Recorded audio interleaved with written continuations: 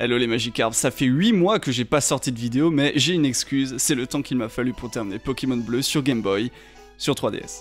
Merci la console virtuelle. Et bien que j'ai adoré refaire le jeu sur ma 3DS, il y a quand même quelques gros défauts sur lesquels je vous propose de revenir dans une petite séquence nostalgie, et ça permettra aux plus jeunes de voir à quoi ils ont échappé. C'est parti. Numéro 1, la vitesse du jeu. Un gros problème des versions bleues et rouges, c'est la vitesse générale du jeu qui est vraiment très lente. Il est par exemple impossible de courir, vous êtes obligé de marcher, bon déjà niveau lenteur ça se pose là, mais quand bien même vous avez la bicyclette, vous n'êtes toujours pas sorti d'affaire, car pour utiliser la bicyclette il faut faire start, ouvrir le sac, chercher la bicyclette, la sélectionner, et tadam, vous pouvez enfin l'utiliser. Il est impossible d'utiliser un bouton raccourci, vous devez faire cette manœuvre à chaque fois que vous voulez vous déplacer sur votre vélo. Et c'est la même galère pour les CS, ouvrir l'inventaire, sélectionner le Pokémon en question, choisir la CS et utiliser. Numéro 2, le sac! Oui, le sac mérite un point entier à lui tout seul tellement il m'a pourri mon expérience de jeu. Si vous avez commencé avec or et argent ou des versions d'après, vous avez l'habitude d'un sac bien compartimenté dans lequel vous pouvez stocker tous vos objets. Dans bleu et rouge, oubliez ça. Un seul compartiment dans lequel vous fourrez tous vos objets. Enfin, je dis tous vos objets, mais en fait vous ne pouvez en stocker que 20 à la fois. Et c'est infiniment trop peu. Seule solution, stocker des objets dans votre PC. Sauf que lui aussi ne peut stocker qu'un nombre limité d'objets. Au bout d'un moment, vous avez simplement trop d'objets et vous êtes obligé de jeter ou de vendre certains objets ou alors de ne pas les ramasser. Pas très pratique tout ça. Numéro 3, le PC. Tant qu'on en est à parler de gestion, gérer les Pokémon était lui aussi une épreuve en soi. Tout d'abord, il faut savoir que vous deviez changer manuellement de boîte. Si votre boîte était pleine au moment de capturer un Pokémon, et vous ne pouviez pas. Il fallait retourner à votre PC pour changer vous-même de boîte. Il était aussi impossible de déplacer les Pokémon entre différentes boîtes, il fallait d'abord les transférer dans votre équipe, changer de boîte, puis retransférer les Pokémon vers la boîte voulue.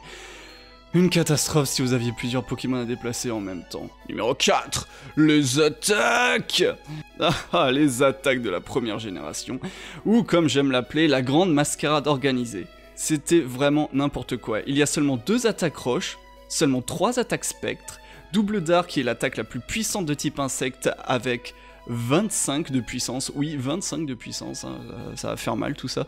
Mais le must ça reste quand même les attaques dragon, ou devrais-je dire l'attaque dragon. Vous vous souvenez que les dragons étaient faibles face aux attaques dragons?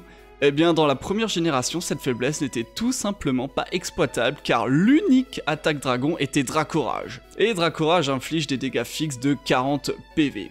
Et je vous jure que c'est vachement pratique face à Peter de lui enlever 40 PV à son Dracolos niveau 62. Un moment de silence pour les gamins de l'époque, dont moi, qui se sont fait flouer par cette attaque absolument médiocre. Bon, 5. La répartition des types. Puisqu'on en était à parler des types de Pokémon, la répartition des types est juste fumée. Il n'y a que 3 Pokémon Dragon, que 3 Pokémon de type Spectre, qui en plus sont de type Poison, donc aucun type Spectre pur.